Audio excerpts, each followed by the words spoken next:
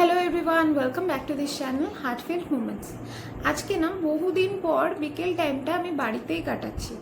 আসলে অনেক দিন ধরেই তো বাড়িতে ফিরতেও রাত হয়ে যায়, আর ছুটির দিনগুলোতেও বাড়িতে থাকতে পারছি না। তো বিকেলের সময়টা নিজের করে পাওয়া হয় না। তো আজকে অনেক দিন পর দুপুরের পর থেকে আমি ফ্রি হয়েছি, হাতে অনেকটা সময় পেয়েছি। তো তাই ভাবলাম যে আমি নিজে কোনো একটা রেসিপি ট্রাই করি, বাড়িতে নিজে বানাই, আর সেটা তোমাদের সাথে শেয়ার করি। আমি মাঝে মধ্যে মিষ্টি আলু সেদ্ধ খাই বলে বাবা অনেকটা মিষ্টি আলু কিনে এনেছিল, কিন্তু সেগুলো আর খাওয়া হয়নি। তো মিষ্টি আলুটা রয়েছে, আর মা বললো যে গত সপ্তাহে বাবা 3টে নারকেলও ছাড়িয়ে রেখেছিল, তো নারকেলটাও রয়েছে আর গুড়ও রয়েছে। তো মা বললো যে এগুলো দিয়ে মিষ্টি আলুর পুলি বানানো যেতে পারে। জেনারেলি পুলি বা পিঠে বানালে সেটা মাই বানায়, আমি কখনো নিজে ট্রাই করিনি। তো আজকে আমি নিজে ট্রাই করে দেখি যে কতটা কি করতে পারি। তো এখানে আমি ছাড়ানো নারকেলগুলো নিয়ে চলে এসেছি, এবার এগুলোকে কোড়াতে হবে। এখন নারকেলগুলোকে কুড়িয়ে নেব, এটা করতে বেশ অনেকটাই টাইম লাগবে। নারকেলগুলোকে আমি ভালোভাবে কুড়িয়ে নিয়েছি। এবারে পুলির ভেতরে যে ফিলিংটা দেব সেটা রেডি করে নেব। প্রথমেই কড়াই গরম হয়ে গেলে তাতে দিয়ে দেব বেশ খানিকটা ঘি। এরপরে আমি কোড়ানো নারকেলটা কড়াইতে দিয়ে দিচ্ছি।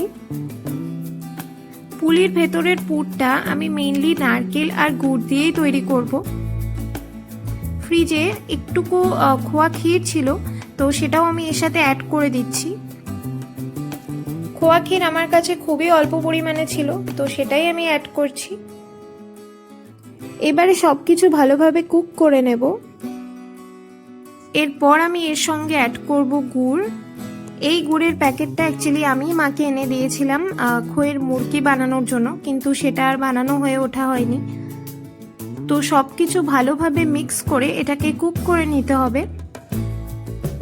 নাড়ু বানানোর সময় যেরকম কড়া পাকের ছেই তৈরি করতে হয়, তো এতটা কড়া পাকের না করলেও এখানে হবে। ওটা হতে থাকুক, ততক্ষণে আমি প্রেসার কুকারে মিষ্টি আলুগুলোকে সেদ্ধ করে নিই। মিষ্টি আলু সেদ্ধ করার সময় খুব বেশি কিন্তু এটাকে একদমই সেদ্ধ করা যাবে না, তাহলে যে ডোটা বানাবো সেটা খুব জলজলে টাইপের হয়ে থাকবে এবং ডোটা ঠিকভাবে বানানোও যাবে না। এখানে আমার নারকেল আর গুড়ের ফিলিং প্রায় রেডি। এতে এবারে একটু এলাচ দিয়ে ভালোভাবে আরেকটুক্ষণ কুক করে নেব। এবারে ফিলিং একদম রেডি হয়ে গেলে আলাদা একটা প্লেটে এটাকে আমি তুলে রাখবো। এটা যেহেতু আমি পুলির ভেতরে পুর হিসেবে ব্যবহার করব, তো খুব বেশি কড়া পাকের আমি বানাইনি। নারকেলের এই ছেইটা না ভীষণ লোভনীয়, আমার খুব প্রিয়। আসলে এটা বোধহয় সকলেরই ভীষণ প্রিয়। এটার স্মেলটাও কিন্তু আলাদা রকমের সুন্দর।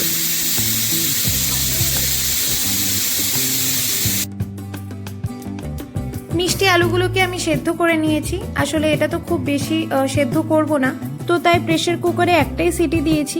তবে যেগুলো খুব বেশি বড় হয় সেগুলোর ভেতরে অনেক সময় সেদ্ধ নাও হতে পারে, তো ওটা একটু দেখে নিতে হবে।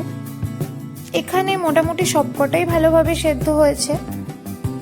এবারে এগুলো ঠান্ডা হয়ে গেলে খোসাগুলো ভালোভাবে ছাড়িয়ে নিতে হবে। একে একে সবকটা আলুর খোসা আমি ছাড়িয়ে নিয়েছি। পুলি বানানোর জন্য মিষ্টি আলুগুলোকে কিন্তু খুব ভালো করে ম্যাশ করে নিতে হবে। এবারে ডো বানানোর জন্য আমি এর সাথে অ্যাড করছি ময়দা। ময়দাটাই কিন্তু আমি বেশি পরিমাণে দিচ্ছি, কারণ ময়দা দিয়ে মাখলেই এটা বেশ সফট হবে। এর সাথে আমি চালের গুঁড়োও দেব, কিন্তু এটা খুব একটা বেশি পরিমাণে দেব না, কারণ চালের গুঁড়ো খুব বেশি পরিমাণে দিলে পুলিগুলো শক্ত হয়ে যেতে পারে।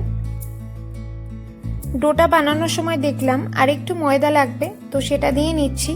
আর এতে কিন্তু স্বাদ মতো নুনও আমি অ্যাড করেছি। এখানে আমি দুটো ডো বানিয়েছি। ডো বানানো আমার প্রায় রেডি। এবারে একে একে পুলিগুলোকে বানিয়ে নেব। পুলি বানানোর সময় আমি একটু ময়দাও নিয়ে নিয়েছি হাতে, যাতে এটা হাতের সাথে লেগে না যায়। এগুলো বানানোর ক্ষেত্রে আমার হাত কিন্তু খুবই অপরিপক্ক, কারণ এগুলো তো খুব একটা বেশি বানাই না। কিন্তু যে কোনো রান্নাই আমার শিখতে বা বানাতে ভীষণ ভালো লাগে। তো এবারে আমি একে একে পুলিগুলোকে বানিয়ে নেব। এই রান্নার ক্ষেত্রে মেন কাজটা কিন্তু হলো পুলি বানানোটা, কারণ বাকি যে স্টেপসগুলো আছে সেগুলো ভীষণই ইজি। এই পুলিগুলো বানাতে কিন্তু আমার ভীষণই ভালো লাগছিল।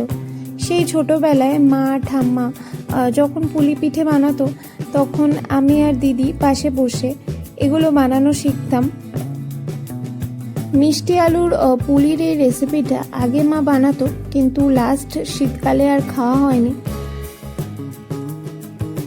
প্রত্যেকটা পুলিতেই নারকেলের এই ফিলিংটা ভরে আমি পুলিগুলোকে রেডি করে নিচ্ছি। পুলিগুলো রেডি হয়ে গেলে এবারে ঘিয়ের মধ্যে এগুলোকে ডিপ ফ্রাই করব।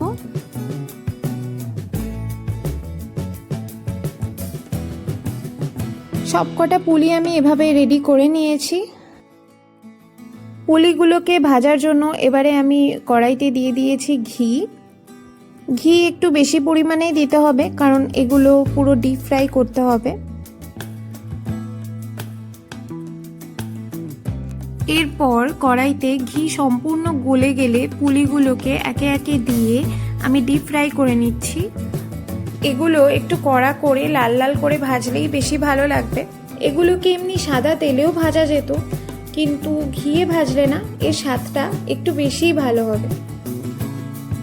ঘিয়ে ভাজা এই পুলিগুলোকে এভাবে খেতেও কিন্তু দারুণ লাগে।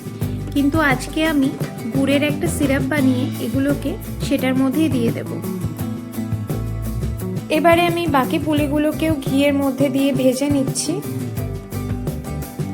এগুলোকে কড়া করে ভাজতে তো একটু টাইম লাগবে, ততক্ষণে আমি গুড়ের যে সিরাপটা বানাবো সেটা বানিয়ে নেব। এই সিরাপটা বানানোর জন্য আমি একটা সসপ্যানে বেশ কিছুটা জল দিয়ে নিয়েছি, তারপর তাতে অ্যাড করছি গুড়। এটা একটু ফুটে গেলে এর সাথে অ্যাড করছি এলাচ। এই সিরাপটা চিনি দিয়েও বানানো যেত, কিন্তু আমি চিনি ইউজ করব না বলে গুড় দিয়েই বানিয়েছি। এটাকে কিন্তু খুব একটা বেশি ঘন করার একদমই প্রয়োজন নেই। সবকটা পুলিকেই এবার আমার ভাজা হয়ে গিয়েছে। এবারে সবকটা পুলিকেই আমি একে একে গুড়ের এই সিরাপটার মধ্যে দিয়ে দেব, তাহলেই আমার মিষ্টি আলুর পুলি একদম রেডি। আজকের এই ভিডিওটা এখানেই শেষ করছি।